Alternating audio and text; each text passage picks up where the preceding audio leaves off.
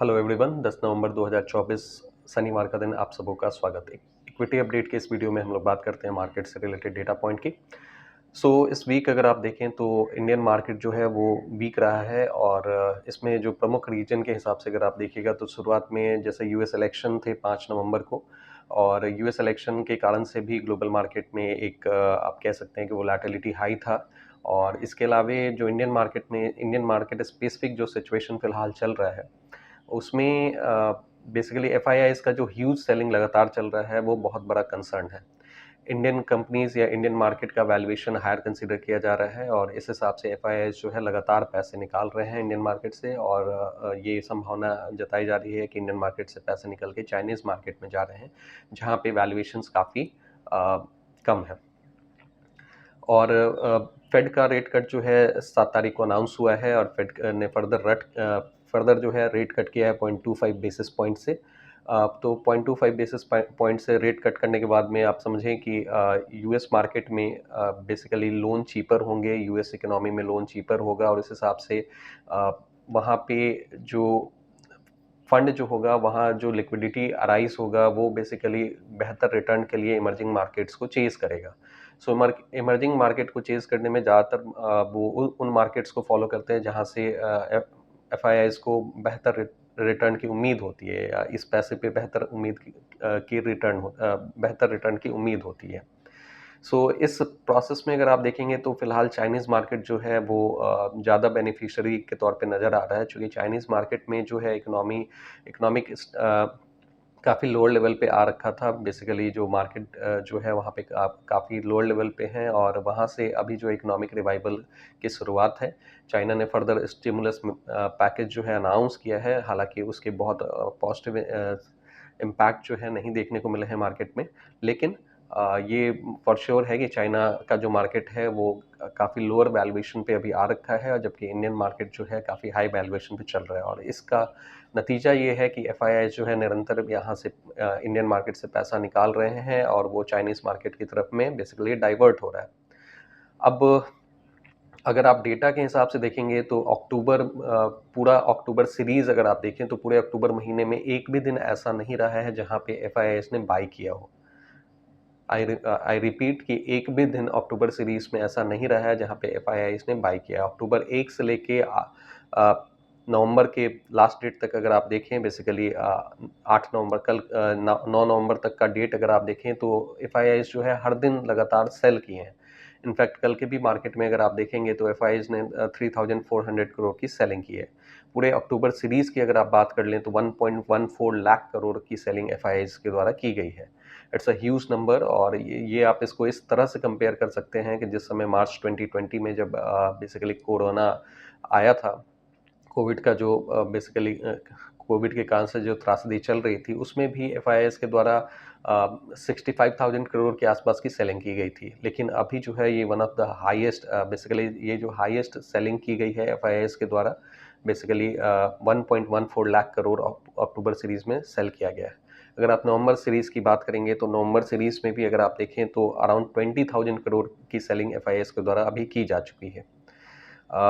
हालांकि डीआईआईज़ ने इसको मैच किया है, अभी जो है पब्लिक पार्टिसिपेशन ज़्यादा देखने को मिल रहा है इंडियन मार्केट में और डीआईआईज़ अगर आप देखें तो अक्टूबर सीरीज़ में 1.07 लाख करोड़ जो है डीआईआईज़ के द्वारा पंप किया गया है और अगर आप नवंबर सीरीज़ में अगर आप देखेंगे तो अराउंड 14,000 करोड़ जो है डीआईआईज़ के द्वारा पंप किया गया है मार्केट में।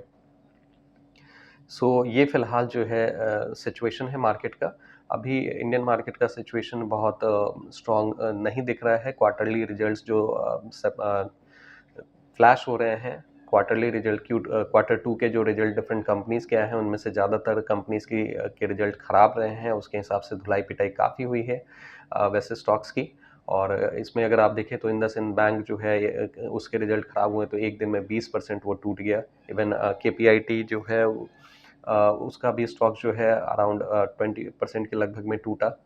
सो मार्केट में बेसिकली रिजल्ट के जो अनाउंसमेंट्स हुए हैं जिनके भी रिजल्ट खराब हुए हुए हैं उन उन स्टॉक्स की बहुत ज़्यादा धुलाई पिटाई हुई है। अभी इस मार्केट सिचुएशन में क्या करना चाहिए? तो इस मार्केट सिचुएशन में यही है कि जो क्वालिटी स्टॉक्स हैं जिनमें आगे फ्यूचर ग्रोथ हम लोग देख पा रहे हैं, जो क्वालिटी स्पेशली जो लार्ज कैप और मिड कैप में करेक्शंस आपको अच्छा खासा देखने को मिल रहा है, तो इनमें से क्वालिटी स्टॉक्स को पिक किया जा सकता है और बेहतर रिटर्न के हिसाब से। तो इसको ध्यान में रखते हुए जो है इन्वेस्टमेंट किया जाना चाहिए। और आप जो है टेक्निकल्स का भी हेल्प ले सकते हैं। चार्ट रीडिंग के हेल्प से आप देख सकते हैं कि कौन से स्टॉक्स जो हैं वो कंसोलिडेट हो रहे हैं, जो अच्छे क्वालिटी के हैं।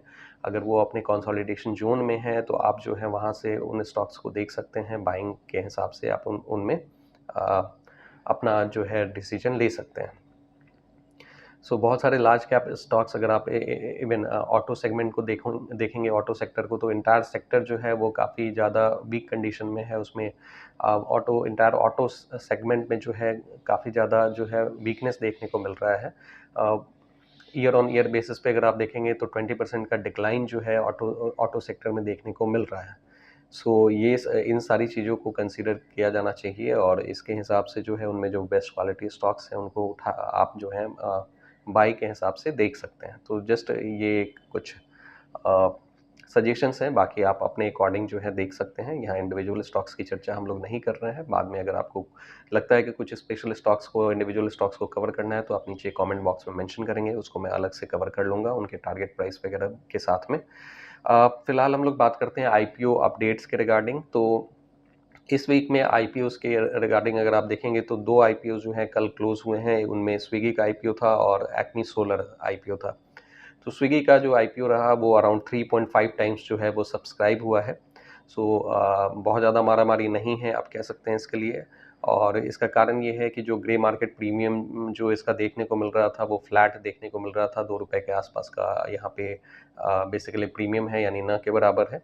और इसका जो बेसिकली क्लोजिंग प्राइस जो देखने को मिल रहा है वो 390 के आसपास का है। तो 390 के ऊपर में 2 रुपए का गेन, यानी 392 के लगभग में लिस्टिंग होनी चाहिए, ऐसा उम्मीद किया जा रहा है। हम देखते हैं कि लिस्टिंग वाले दिन इसका क्या सिचुएशन रहता है। एक्मे सोलर के साथ भी इसी तरह की सिचुएशन देखने को मिली है। यहाँ पे भी basically grey market premium flat देखने को मिला है। ये स्टॉक इसकी भी क्लोजिंग कल हो चुकी है। 2.89 टाइम्स जो है ये सब्सक्राइब हुआ है। ओवरऑल अगर आप देखें तो ये स्टॉक्स में बहुत बेसिकली लिस्टिंग के साथ में जो लोग लिस्टिंग गेन के लिए जो पार्टिसिपेट करते हैं आईपीओस में, उनको बहुत ज़्यादा बेनिफिट नहीं मिलने वाला है, क्योंकि जो ग्रे मार्केट प्रीमियम के इंडिकेशंस हैं वो यही हैं कि ये यहाँ पे लिस्टिंग जो है फ्लैट रहने वाली है। और बेसिकली ग्रे मार्केट प्रीमियम वैसे भी कोई ऑफिशियल डेटा नहीं होता है, ऑफिशियल नंबर नहीं होता है, लेकिन फिर भी एक आइडिया हमें, एक सेंस ऑफ डायरेक्शन आप कह सकते हैं कि दे सकता है। तो उसी के बेसिस पे हम लोग बात कर रहे हैं।